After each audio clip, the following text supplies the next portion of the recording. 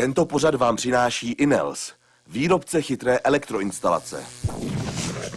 Mám moderní domácnost a všechno řídím z křesílka tady mobilem.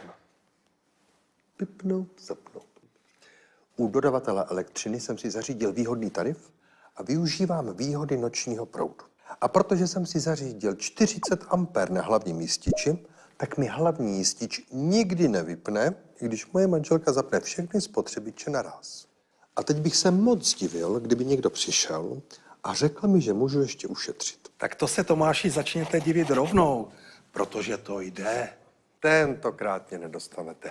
Paušál za rezervaci příkonu, který potřebuji, mi nikdo levněji nenabídne. Prostě snížíte paušál za rezervaci příkonu o 2 úrovně dolů.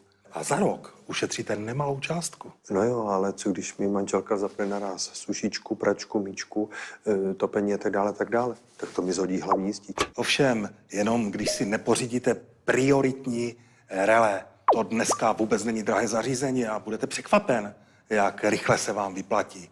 Prioritní relé hlídá okruhy s velkým odběrem a v případě, že hrozí přetížení, tak na nezbytně dlouhou dobu vypne třeba boiler. Teď vidím, že je lepší se nedivit a hledat moderní řešení domácnosti. Naprostá pravda. Cest, jak řešit moderní dům a jeho ovládání, je nespočet. Když to zvládnu já, tak to zvládne každý. A teď jdu s tarifem o 2 řády dolů. Tento pořad vám přinesl Inels, výrobce chytré elektroinstalace.